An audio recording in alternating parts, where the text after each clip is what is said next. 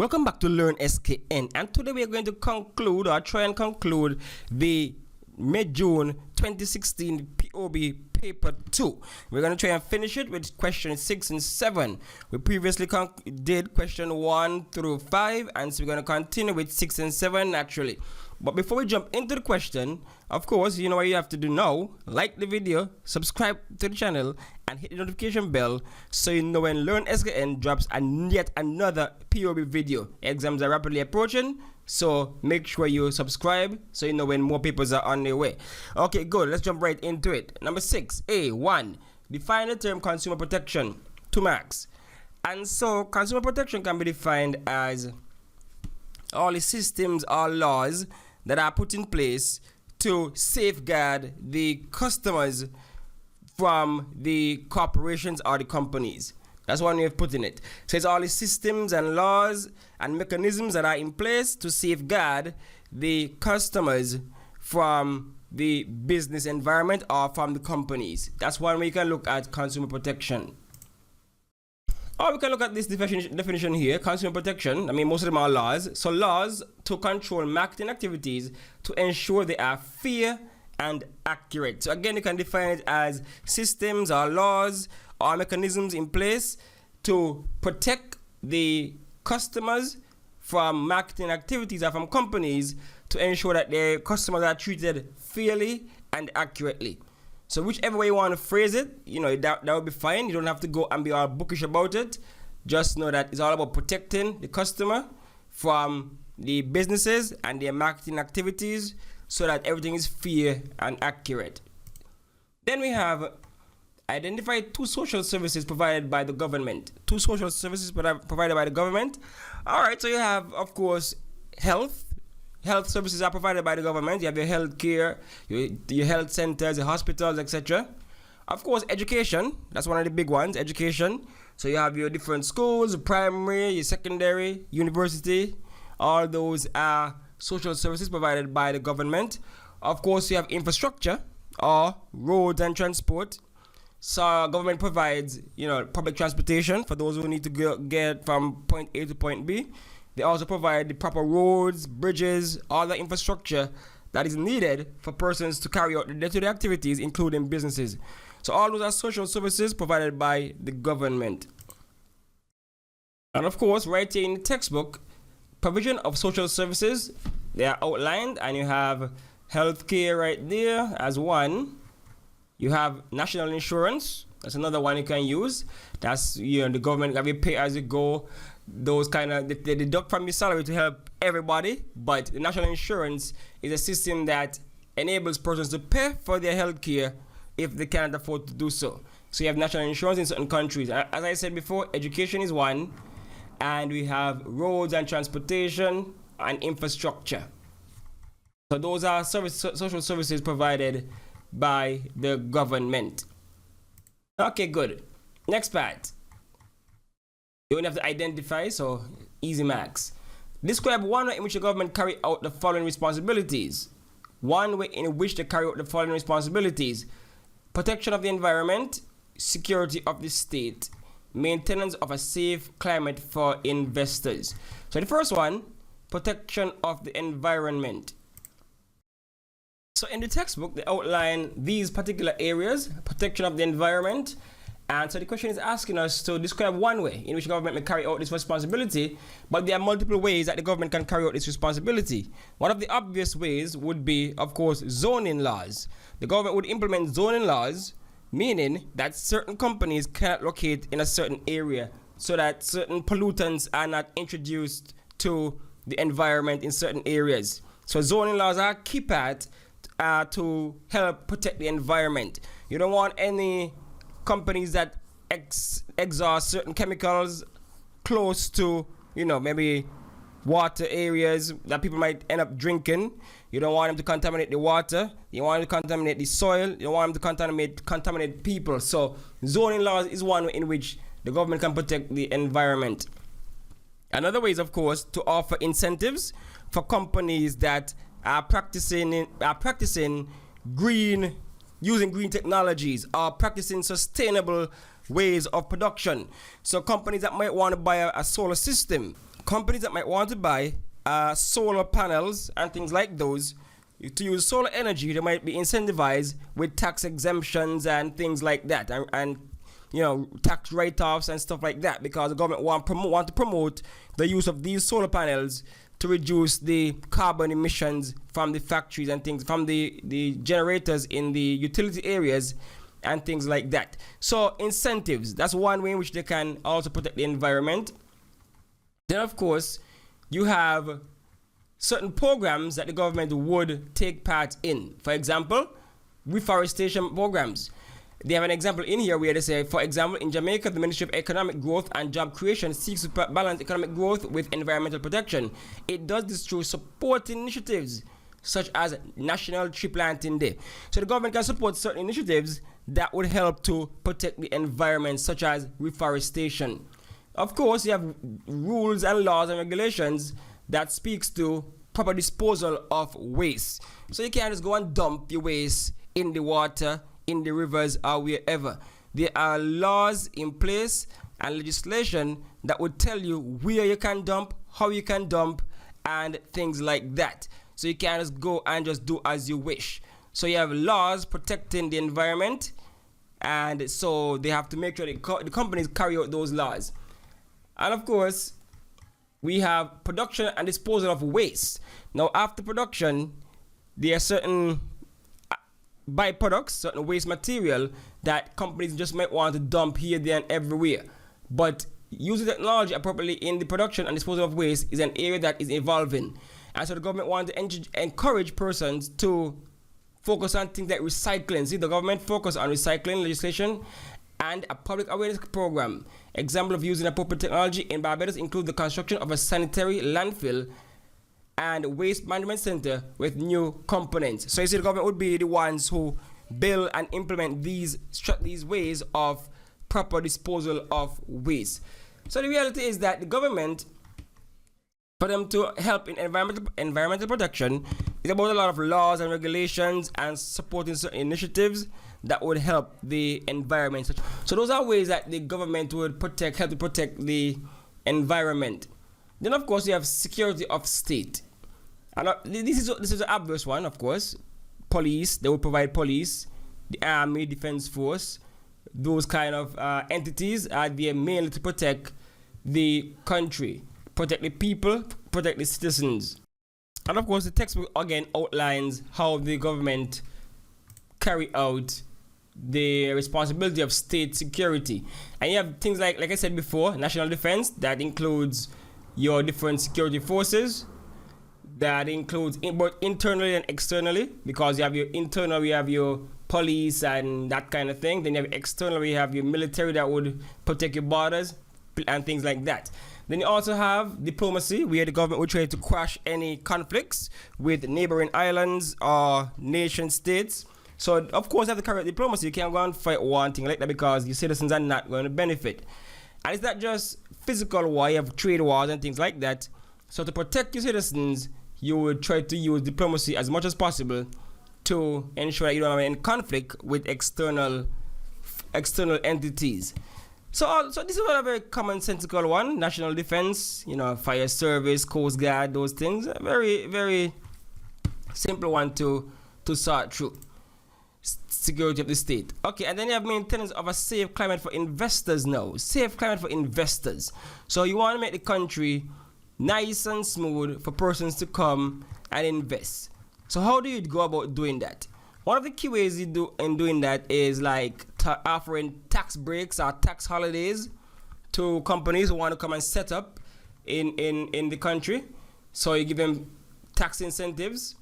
So instead of them having to pay X amount of tax, you say, okay, come in, just offer our people jobs and things like that, and we'll not charge you too high, and give them tax incentives. They want to import stuff, you give them tax breaks on that. So that's one way of doing it. The interest rate, central bank can alter the base interest rate to stimulate lending to businesses and consumers. When the rate dips, borrowing becomes more profitable. So remember, the government controls the central banks. They are the monetary authority, and so they can manipulate the monetary system in order to make it a safe environment for investors, to make sure that returns are nice and high, things like that. so they manipulate the monetary system. And then you have, of course, certain trade policies. You might have some favorable trade policies that would incentivize persons to come. You might have things like your tariff and your quotas and those kind of tools that you can use to facilitate trade. Some that is enticing to business, some of the local businesses or maybe some of the foreign businesses. You have things like grants, subsidies, loans, and disbursement. All these are ways to help to reduce production costs and make the cost of doing business relatively low for certain entities. And of course, you have stability and transparency. So the country has to remain stable. No lot of political unrest, because if you have a lot of political unrest, that means nobody wants to come and invest in a country. You have crime, you don't want to come and invest in that country. So you have to make sure the country is nice and stable, and transparency in terms of open about what is going on, so that people are not broadsided. So all these are ways in which they can enhance the environment for doing business, especially stability, because if the political system in the country is not stable, nobody going to come and invest. Imagine you invest in something today, politics cause rioting and looting, your company get destroyed, nobody wants to come back. So all those are ways that they can enhance or make sure that the climate is safe for investors to come and put down their monies and expect good returns. All right, C. Outline 2 ways in which government decisions to provide laptops to primary school children can positively impact their education. Now, do I have to go through this one? I don't think so, because this one is kind of self-explanatory. 2 ways in which government decisions to provide laptops to primary school children can positively impact their education. You don't even need a textbook for this one, because you know how this can impact education. So, of course, if you introduce persons to technology early, then you are basically preparing them for the future, meaning that most of the jobs in the future are going to be technologically based. And so by introducing laptops to primary school students, it gives them a head up, it gives them an advantage in terms of acquiring skills that are needed for future jobs. So you're giving the children the skills early that can help them for future job prospects. So that's one way in which you can see that decision to give them laptops could impact their education positively. It's going to give them the skills necessary for future job development. Also, of course, you give them laptops, that means that students are able to have access to more information so that they can study and get higher grades. So they have access to more information, they have a wider access to the World Wide Web, to all of the information out there, websites, so they have access to those kind of facilities, and so that would help to enhance or enrich their education. That's just access. Also, of course, you give them laptops in primary school. That means that students will be able to take advantage of newer forms of learning. So now their education is going to be enhanced, because they can now tap into more multimedia form of learning. Instead of talk and chalk, the teacher up there just talking and writing on the board, the students now have access to a different set of technologies that can help to enhance the overall learning capabilities. Know that not everyone can learn by just listening. Some students might want to be hands-on, tactile. They might want to hear a song or something. So know that they have a laptop. Their learning styles, you have a wider access to the learning style, and so that can enhance the overall ability to gain and retain information using their laptops. Apart from allowing them to have greater access to information, now with the laptops, students will have greater access to their teachers, and so you can very well enhance the education, because it's now easier to access their teachers almost 24/7. They can access their assignments. They can have access to resources in a more readily fashion.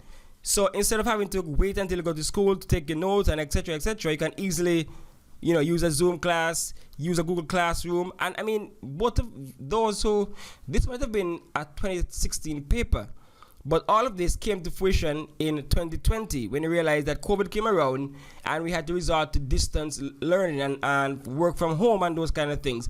And we realized how important and how crucial having a device that can access the internet is. And so based on this question about what you have experienced, you can easily answer this question on your own because of your experience.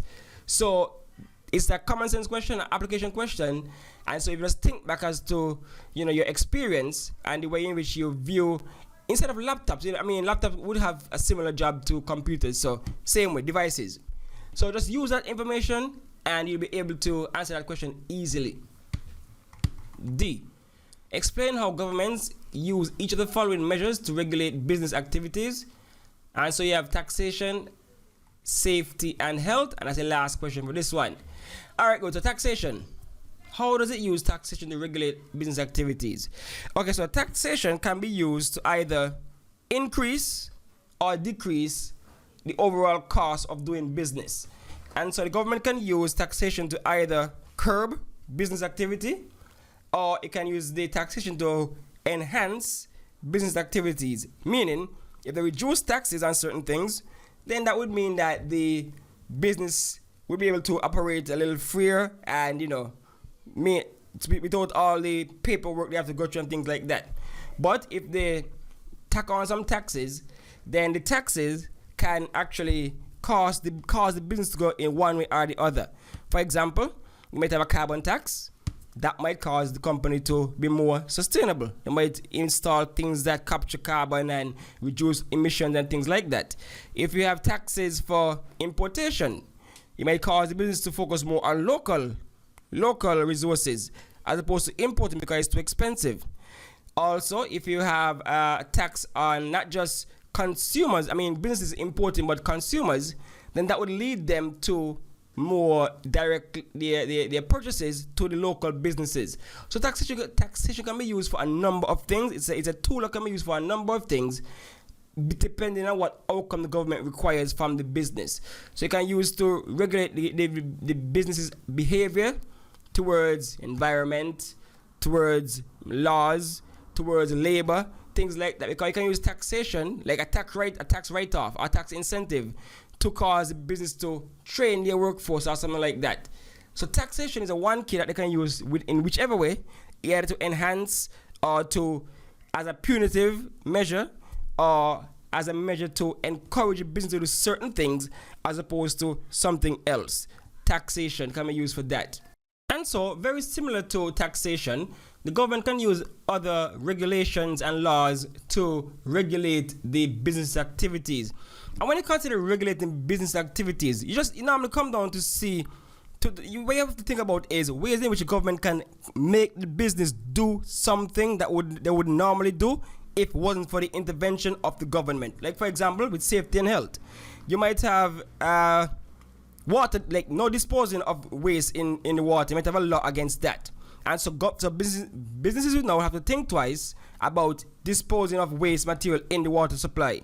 And so now we have to find other ways to do that. It might cost the business some money to set up a different way of disposing their waste material. So, and if they break the law, there are penalties and fines in place that would cost them either way. So now the business has to decide, okay, should I risk the fine by dumping, or should I find a smarter, more sustainable way to get rid of my waste? And of course, that would cost the business also. So these are ways in which the government can regulate the business decisions just based on health and safety. Again, work condition. You might want to say that, you might need smoke detectors in every room, but that might cost the business. So now the business would have to have health inspectors coming in now and checking and say, okay, well, you don't have this installed, that's a fine right there. Because the government put that in place, you get a fine for that. So now the business have to choose whether to spend the money to outfit the whole plant with smoke detectors, or risk getting fined or a fire and destroying, your plant. Then you have things like in terms of the environmental health. When there's some companies that have their smoke their emissions coming out in the atmosphere. Now this can cause problems.